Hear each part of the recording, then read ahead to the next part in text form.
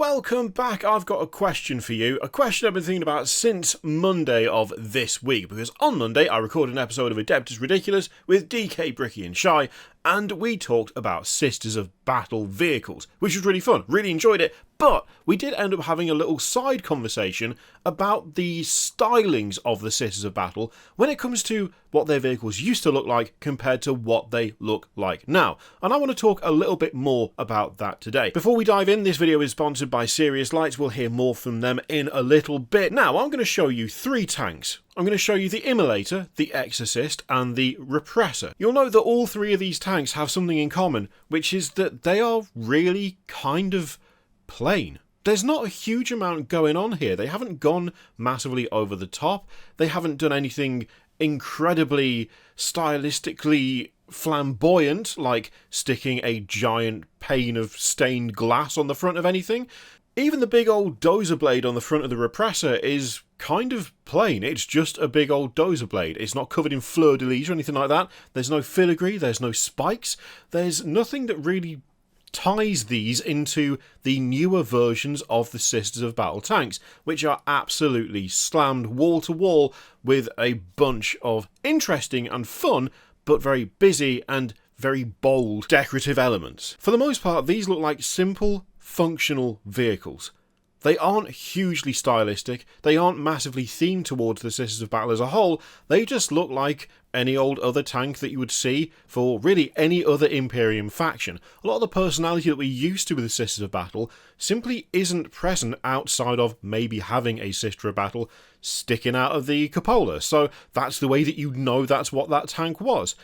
But overall, these are all really, really plain.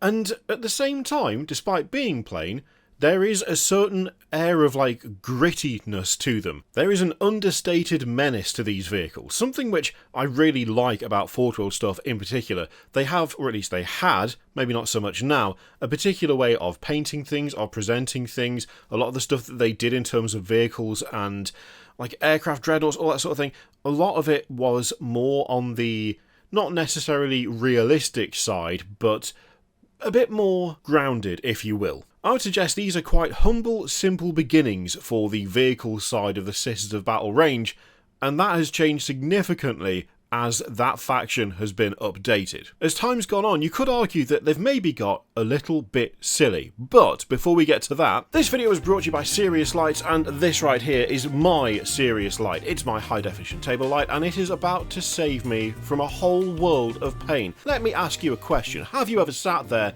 and massively changed up an army list a week before you're due to attend a game? No? Maybe you've decided to plan some sort of D&D one-shot, a level 20 one-shot by the way, and you decided to replan massive chunks of it and change all the miniatures that you're going to use. Have you ever done that?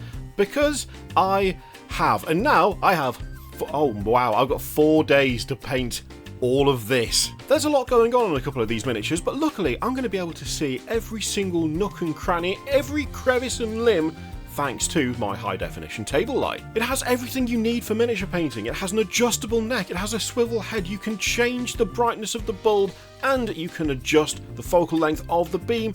Not only that, but it uses Serious Light's daylight wavelength technology that matches natural daylight as closely as possible, which means I'm not going to be getting eye strain when I inevitably sit here painting for 10 hours straight in a desperate attempt to make sure I'm actually prepared for the one shot that I'm going to be running in, as I mentioned, 4 days. To get a Serious Light of your very own, use the link in the description and the pinned comment to go and check Serious Lights out. Use my code Kirioth24 for £100 off high definition lights, plus free UK delivery. Thank you very much to Serious Lights for sponsoring the video. Now if you'll excuse me, I've got some painting to do. Now let's take a look at the Emulator and the Exorcist from 3rd edition. We're going to keep the Fourth World ones on the screen so you can see the full extent of the significant changes between what was relatively simple vehicles to the template for what we have now, which is extremely over the top, borderline kind of silly if you want to phrase it that way, very exaggerated versions of these tanks. We have a full-on church organ on one of them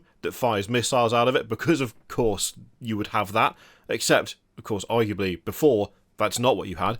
And you have now, I think it's fair to say the Emulator is quite a bit more subtle compared to the one that we have now. Like, the 3rd edition one, it wasn't anywhere near as over the top, and it was actually kind of similar in the way the design was done from the Forge World one. The fact that they went for the same kind of setup with the heavy flamers on each side, that is kind of interesting that they kept that, but at the same time, you do now have this strange sort of glass bubble thing going on in front of the gunner, which is really odd, and looking back, I'm not really sure why they decided to go that direction with it. It's one of those things where, at the time, I don't think I really questioned it, but now looking back, it's an interesting choice, because I'm not really sure what that represents. With the newer version, you know full well what it's supposed to look like, because that's what it looks like.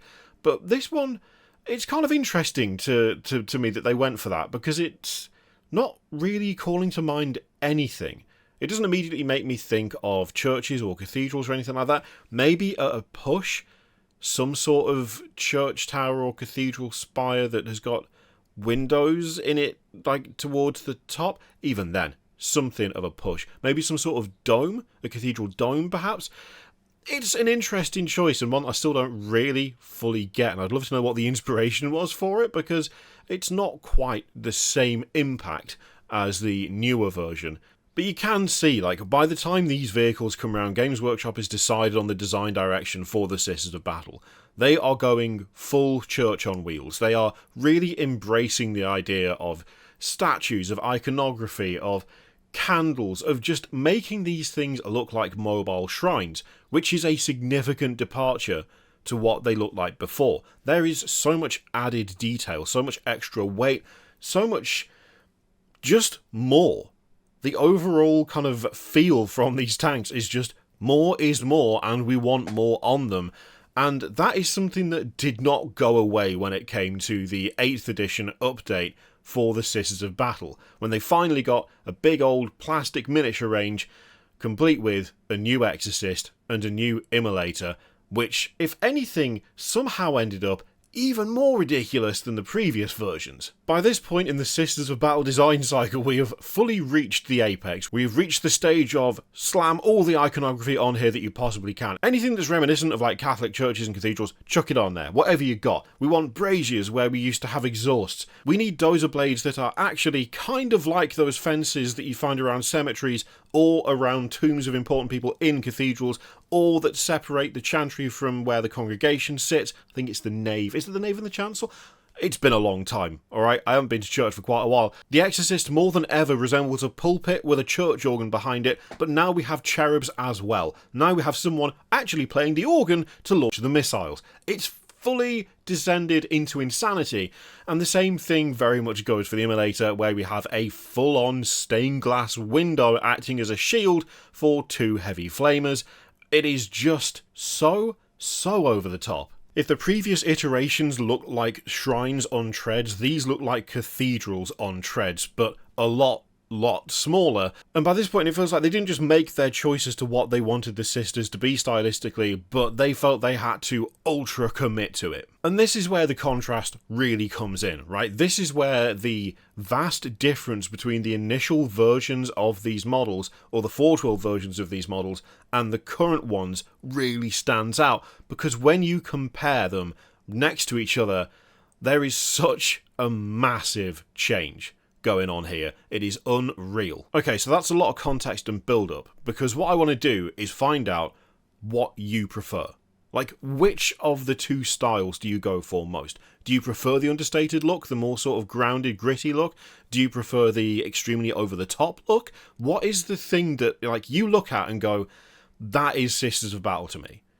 Do you find that actually the more it's been turned up, the less impactful it's got? Or actually turning it up, making it just so much more extreme, has that created a really recognisable and like indelible feeling of this is what the Sisters of Battle stuff is? I'd be super interested to know, because even within just that Adeptus Ridiculous recording, I feel like there was quite a lot of just, not just conversation, but disagreement as to which ones worked better and for what. So I wanted to put the question to you lot. Let me know in the comments down below. Old style? New style? Somewhere in between? Or do they both just fit right now and you could run them all together and you wouldn't bat an eyelid? Let me know in the comments down below. In the meantime, feel free to click all the things. Thank you very much to Serious Lights for sponsoring this video. You'll find their link in the description and in the pinned comment. Don't forget the discount code as well, super important. It saves you £100. It's totally worth it. Thank you very much for watching. I'll see you for the next one.